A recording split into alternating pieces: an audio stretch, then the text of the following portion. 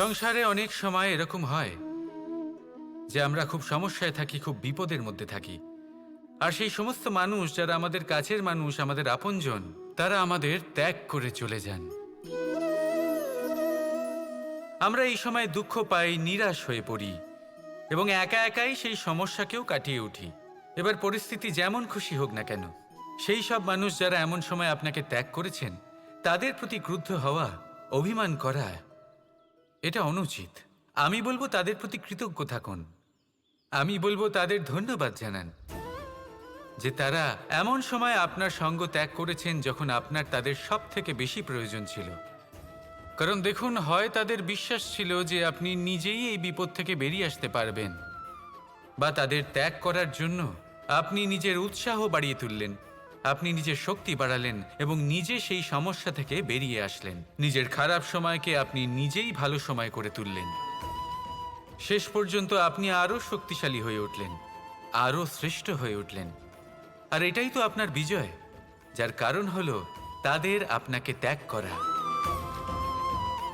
তাহলে তাদের ধন্যবাদ জানান আর আমার সাথে ভালোবেসে বলুন, রাধা রাধা।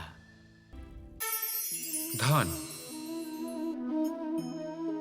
ধন হলো কারোর জন্য মোহ, আবার কারোর জন্য মায়া, কারোর জন্য হয়তো ভাগ্য, আবার কারোর জন্য কর্মের পারিশ্রমিক। দেখতে গেলে এই ধন হয়তো সবার জন্যই অত্যন্ত প্রয়োজনীয় হয়ে থাকে। সেই জন্যই তো মানুষ নিজের সমস্ত জীবন অতিবাহিত করেন এই ধন অর্জন করার জন্য। অনেক মানুষ এমনও হয় যাদের সমস্ত জীবন এই ধন অর্জন করতেই কেটে যায়। প্রত্যেক মানুষই চেষ্টা করেন যেন তিনি ধনী হন, যত সম্ভব বেশি ধন অর্জন করতে পারেন, সম্পন্ন থাকতে পারেন। আর তা হবে নাই বা কেন? কারণ এটাই হলো এমন এক বস্তু যা আদান প্রদান এমন নানান কাজে আসে। চেষ্টা তো সব মানুষই করেন, ধন অর্জন সব মানুষ করতে পারেন না। কারণ হলো এটাই যে মানুষ ভাবেন যে তার কাছে কিছু ধন এলে তারপর তিনি কিছু করে দেখাবেন।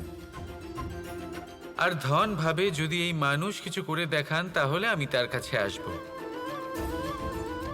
সেই জন্য কিছু করে দেখান, এমন শ্রেষ্ঠ কাজ করে দেখান যাতে ধন নিজেই আপনার কাছে ছুটে আসে। যদি আপনি ধন লাভের আশায় ছোটেন তাহলে আপনি নিজের সন্তোষ ভাব হারিয়ে ফেলবেন। কিন্তু এই সম্পত্তি যদি আপনার কাছে ছুটে আসে তাহলে আপনাকে মহান বলা হবে। সেই জন্য কাজ করুন, শ্রেষ্ঠ কাজ করে দেখান। দেখবেন এই ধন ফলস্বরূপ আপনার কাছে আসবেই আসবে। তাহলে আসুন আমার সাথে ভালোবেসে বলুন, রাধা রাধা।